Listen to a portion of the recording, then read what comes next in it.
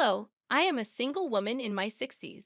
Since childhood, I held on to the belief in a reciprocal philosophy, thinking that my hard work and dedication would be met with equal effort in return.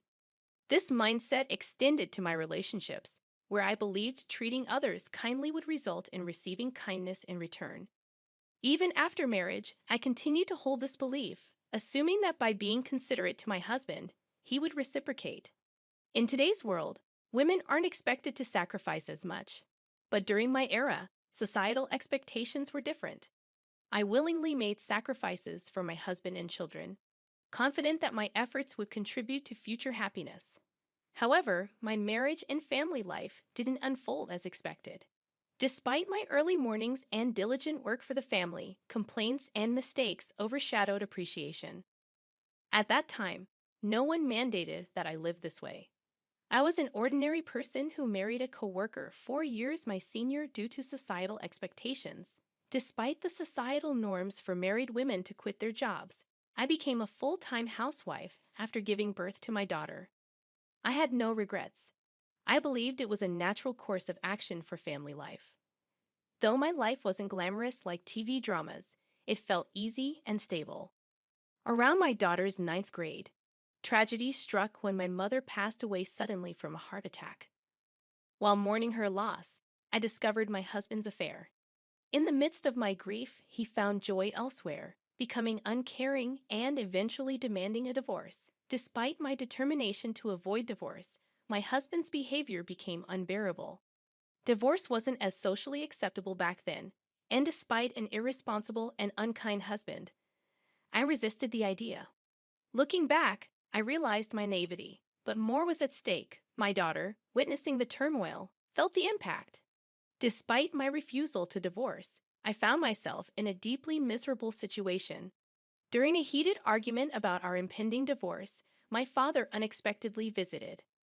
Witnessing the distress in our relationship, he offered me a place to live and encouraged me to leave my husband, taking my daughter with me.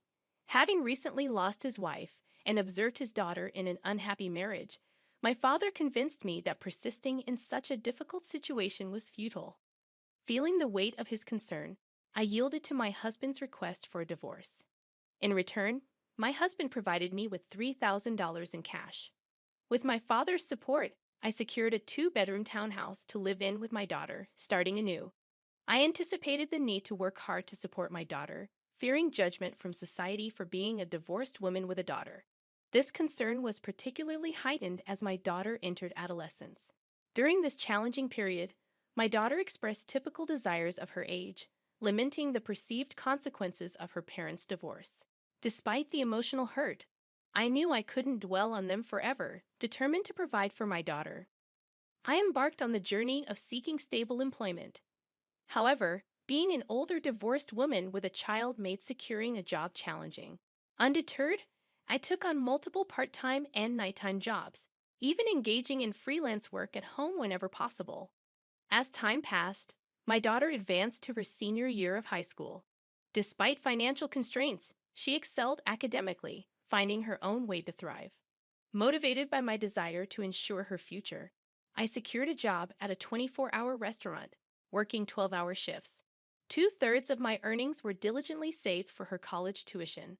Despite facing judgment and gossip, especially from some married men who viewed me as an easy target, I persevered for the sake of my daughter. The sacrifices were numerous, but my goal was to provide her with opportunities I never had. As she approached adulthood, I hoped she would understand the struggles I faced in raising her and making a living. Reflecting on these challenges, I realized that having a daughter made my situation both more arduous and meaningful. She became my anchor, giving me the strength to endure and persevere through life's challenges. I held on to the belief that, in the future, my grown daughter and I would share stories about the hardships we faced and take pride in our resilience. A year later, my daughter's outstanding performance in the SAT exams earned her admission to Harvard University, a moment of immense joy that made all the previous struggles worthwhile. As she embarked on her college journey, I felt a mix of pride and emptiness. Though I had managed to provide for her education and housing, the absence of her daily presence at home left a void. We maintained close contact through phone calls, and during the initial months of her independence, our bond deepened.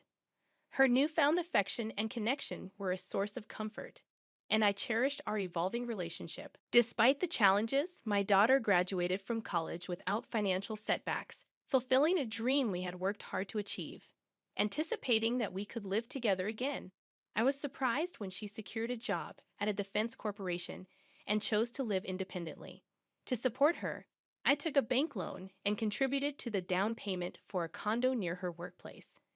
While I aged and embraced a more unassuming appearance, my daughter thrived as a fashionable career woman. Witnessing her success brought immense happiness, reinforcing the idea that my sacrifices had borne fruit. I found contentment in her achievements, understanding the sentiment of people who say they forget hunger in moments of joy. Despite the financial support throughout her college years, the prospect of her wedding became a new financial responsibility. People questioned why I continued to struggle when my daughter was capable of self sufficiency. However, I was determined to contribute to her wedding expenses to prevent any condescension from her future in laws. The belief that sacrificing for her happiness would bring joy to both of us fueled my resilience. On the other hand, as my daughter dated, I noticed a growing distance between us. Initially hurt, I recognized that her adult life and relationships rightfully took precedence. I patiently waited for her to mature and open up to me, understanding that priorities shift during this phase of life. However, on her 27th birthday, I looked forward to celebrating with her. Yet she made it clear that she had plans with someone named Michael and dismissed any preparations. While she may have intended to convey that I needn't go to any trouble, I couldn't help but feel hurt. It was her birthday, a day that held immense significance for me as the day she was born, and her apparent indifference stung deeply. It was challenging to comprehend why my daughter considered spending money on her birthday a waste, given the tight budget. Despite her intelligence, her understanding of her own mother seemed distant. Despite my hurt feelings, I understood she was my only daughter, and I wanted to see her briefly on her birthday, even if it meant taking a day off work. On that day, I meticulously paid attention to my appearance before going to her workplace. However, what awaited me was an unexpected and emotionally charged encounter in the company lobby. I saw my ex-husband with his mistress, individuals I never wished to see again. Doubting how he found out and came there, I frantically called my daughter, only to be abruptly hung up on as she claimed to be busy with a meeting. Feeling dumbfounded, I turned around, only to hear my daughter happily calling her dad and embracing him with a bright smile. Her boyfriend seemed familiar with my ex-husband and his wife, adding to my fury. In that moment, I felt betrayed, as if the whole world conspired against me. Drained of meaning, I hastily left the scene. Reflecting on that day, I felt the desire to confront my daughter and ex-husband, but an overwhelming urge to escape prevailed. Despite my inner turmoil, I couldn't muster the courage to call my daughter. Unexpectedly, my daughter showed up at home one day, announcing her decision to get married and handing me an invitation card. The surprise turned into shock when I saw the names on the card. Although she was my daughter, I felt an intense urge to throw her out of the house. I questioned how she, my own daughter, could present such an invitation.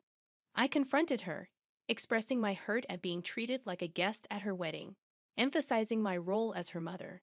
In response, my daughter apologized, stating she felt she had no choice.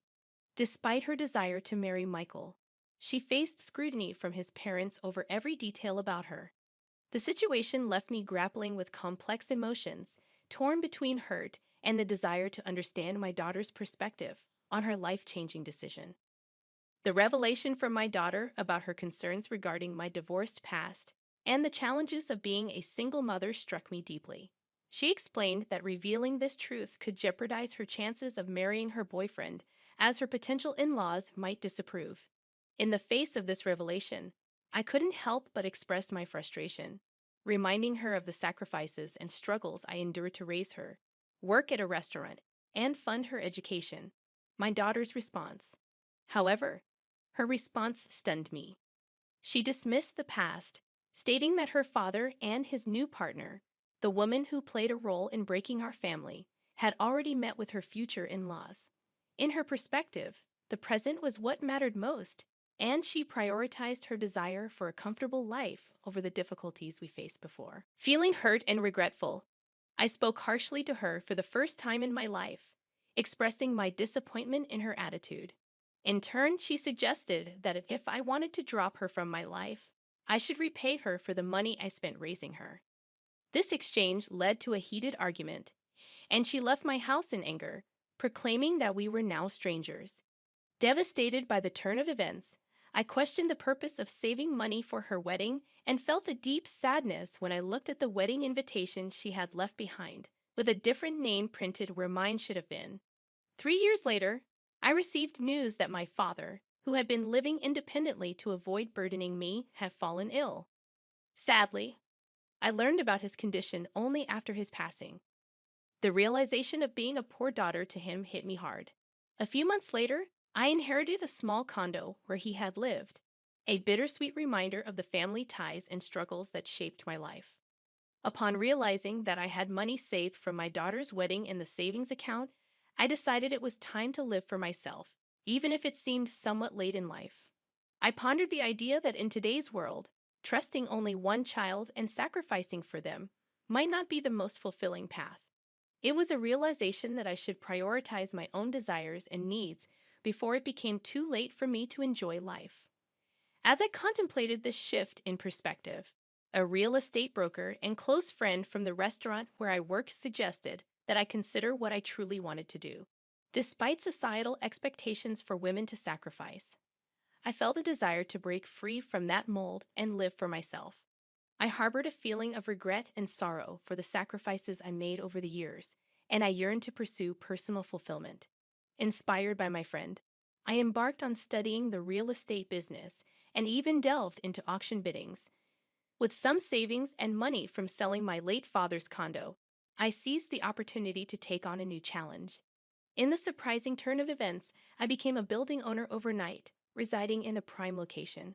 6 months later, after returning from a mountain climbing adventure, I found myself on the top floor of my building, now transformed into my home. Unexpectedly, someone knocked on my door, and I debated whether to pretend not to be home due to fatigue. However, curiosity prevailed, and I opened the door to find my pregnant daughter with a chubby-cheeked toddler in her arms.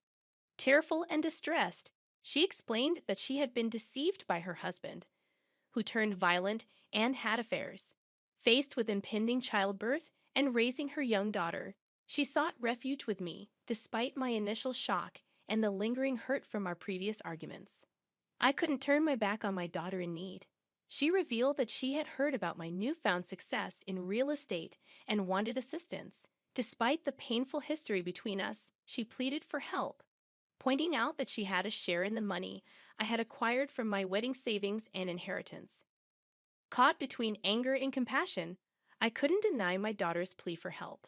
Despite her past actions, I recognized the vulnerability in her situation and knew that as a mother, I couldn't turn her away. The complexities of our relationship resurfaced, prompting me to grapple with the tangled emotions of love, disappointment, and the inevitability of family ties. I confronted her, saying, "I was the one who saved money for your education and your wedding, but you told me to get out of your life. Do I need to give you money now?" I only said that, but I didn't get any money back from you. It seems that in front of money, there is no use for the bond between a parent and a child. Now that you have money, you don't need a daughter, right? No matter what, I am still your daughter, so I have a right to your money too. I was once very proud of you, thinking that it was because of me that you were able to attend Harvard. But now I see that it was all in vain. I guess I was too busy making a living that I couldn't teach you to be a decent human being. I raised you as someone who is so selfish and can only think of yourself. I don't plan to give you one penny, so you can either go back to your husband or your wonderful father. You are too mean. Could you abandon your own daughter? Do you think other people would care for me at all? That wife already ran off with the money, and he has disappeared trying to look for her. If you abandon me, I'll become an orphan. Now I have a child and I'm pregnant, so how could you be so mean to me? Would you be happy if I died like that? When she screamed at me, I couldn't put up with her any longer, so I took out all the money I had in my wallet and threw it at her. Since you are acting so pathetic, I'll give you that. However, never come back to my house because I won't let you in. There's something that I learned in the meantime, just that your life is important. Now my life is important. You cannot put me in and out of your life at your whim. I coldly let my daughter and her child out of my house. Of course, I would not feel good about it since she was my daughter after all. However, I couldn't accept her because she still was as selfish as before, and I couldn't bury the past. However, I felt sorry for my little granddaughter, who was innocent and got kicked out together with her mom. After that, my daughter was too proud and never came to see me again. To be honest, I knew that she was such a daughter. So, has she repented for her past acts and begged me for forgiveness out of a quest? Pretending I was reluctant, but would have found ways to punish her wayward husband. But I was so disappointed that if she erased me from her life to marry her husband, she should have lived happily.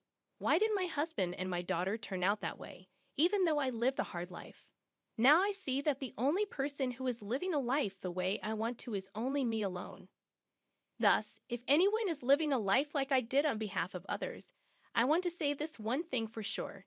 No matter how strong your relationship is with another person, be sure to take care of your life first. Even if everyone in this world betrays you, you will not betray yourself. In the end, happiness is not what you do for others, but what you do for yourself.